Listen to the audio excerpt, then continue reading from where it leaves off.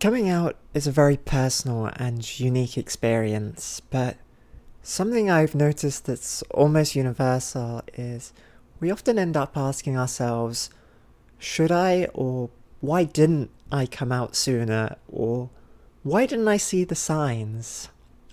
Hello darlings, and welcome to my little corner of the internet, where I share things I've learned and things I've discovered about myself as a trans woman. For my first video, I want to talk about something that's been increasingly on my mind, something that I've been asking myself more and more as I've progressed further in my transition and become happier with myself. When I look back into my past, I can see that there are so many signs, and it's impossible not to ask myself, how didn't I know? Why wasn't I just braver and come out when I realized? Why did I deny everything? I know I'm not alone in this line of questioning. No matter when we transition, there's always a sense of loss. A loss of part of our lives where we didn't live as our authentic selves that we can never get back, truly. And that's important to grieve.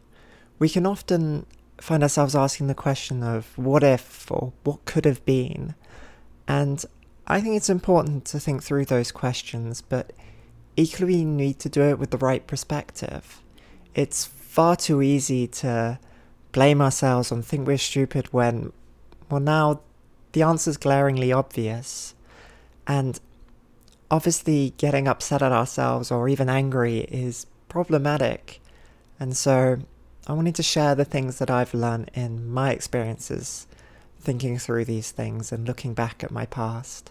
Obviously, we all have different experiences, different pasts, different struggles, and I'm not going to sit here and pretend like my experience is universal and following the same steps as I did is going to make everything go away. It's clearly not the case. Moving forward and accepting the past is tough, but it's something we've got to do if we want to really live in the present and look forward to the future. I just hope that my experiences can maybe clarify a few things that you're feeling and can help you with that. To start off, I want to share this picture. This is me when I was around 10 years old, and come on, that's a girl, right? But plenty of people thought so back then and told me so, and I was get upset and angrily tell them that I was a boy. But come on, how didn't I know? Are we basing that just on appearance alone? Because that's pretty stereotypical. What is to say that a boy couldn't look like this? Hair isn't gendered, it's just hair. And when I look at the other stereotypes that I fit into back then, I fit into so many boys' stereotypes. I loved football, I loved swords, I loved the Roman Empire. And I think we often forget that when we look back. I think it's so easy when we look for signs to cherry pick those occasions that we weren't conforming to our gender assigned of birth, but they're not sure signs of being trans, they're just signs of being a little different than society expects us to be. I can focus on how obsessed I was with my long hair, but forget about the hours I spent climbing trees and digging through dirt, inspecting bugs. I think if we use those stereotypes to guess my gender when I was that age, you'd probably find that I had more masculine stereotypes. I guess I was a boy, but I mean, clearly I'm not. I am a girl. So we need to be careful with stereotypes. Another thing to keep in mind when looking back at these kind of ages is to keep in mind what knowledge we had at that time. I know for me, I definitely didn't know about the existence of trans people at that age. I know that nowadays, and I'm thankful it's becoming more popular, that there's more education on gender identity, and the internet provides a wealth of information, but those things didn't exist when I was this age. And, well, but the way you can see that nothing stopped me from expressing myself exactly in the way I wanted to, so there wasn't really anything to question. I couldn't figure anything out in terms of gender identity because there was nothing to figure out. I was told I was a boy, so I thought I was a boy, and it didn't prevent me from doing the things I wanted to do. So how could I have worked it out back then? Let's skip forward a tiny bit. This is probably one of the last pictures that I have before I cut my hair. And that's a hard thing to think about, to be honest, because even back then, I knew that cutting my hair was getting rid of a part of my identity, although I couldn't really explain that. By this point, I think I knew that trans people existed, although they weren't called that back then, and that it interested me. Despite that, it was still the time that bodies were changing, and I felt uncomfortable getting taller. I felt uncomfortable not having anything going on up top, but I lacked the vocabulary to identify what I know now as dysphoria. And I think it's really difficult, even though I knew that trans people existed, I didn't have the vocabulary or the knowledge to come to the conclusion. And I think if I had, I could have. I think when thinking about those feelings, it's important to try to remember the situation that we're in. Looking back, it's obvious now that I know the answer and I have that vocabulary. But back in that time for me, gay was the go-to playground insult for anyone or anything we didn't like or thought was even vaguely annoying. Even being interested in trans people, it was something I felt like I shouldn't be interested in. I felt shame, and so I actively avoided that questioning. Sure, I think if I had questioned, I would have come to the answer that I was trans, but I didn't want to question it. I didn't want the answer. I just wanted it to go away. I know that I would occasionally do my makeup in secret or paint my nails to make those feelings of wanting to do something feminine go away, but I don't think I can blame myself for running away. My mental state wasn't exactly good at that time, and even if I had followed that questioning, I don't know if I would have been able to do anything about it. I don't even know if I would have been able to accept or deal with the answer.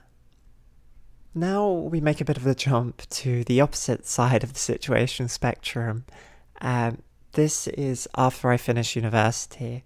I had moved to Canada to be with a long-distance girlfriend of about 3 or 4 years. I was excited. I was happy. I'd finally got to be with her after so long of being apart, and I was happy. And I'd learnt how to better deal with my emotions in a healthier way, and this was in the middle of the pandemic, and so I finally had plenty of time to sit around and really process things. And I think it was here that I finally came to the pure realization that I'd never be truly happy living as a man. But I was happy, and I really mean that. I was happy, and I didn't want to lose that, because I knew that if I did come out, it would mean the end of my relationship. And I really thought that I would be happy enough living as a man, and I just made the decision that I thought was best for me. In the end, I think this is the main takeaway, that we made the decisions that we thought were best for us. With the maturity and distance that we have now, it can be easy to think that we made the wrong decisions, and maybe we did. Because what wouldn't we give for an extra day of living as our authentic selves? But we honestly thought we were making the best decisions that we had back then. We can't forget the situation we were in, our mental health, and even our knowledge on the subject. A lot of the things that influenced our decision were out of our control: our friends, our family, society. And those can sometimes be hard to get mad at, and we can sometimes blame ourselves, but it's not fair.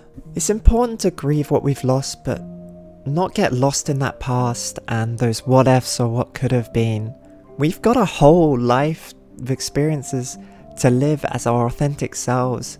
We can reclaim some of those experiences that we lost if we live in the moment, if we make that effort.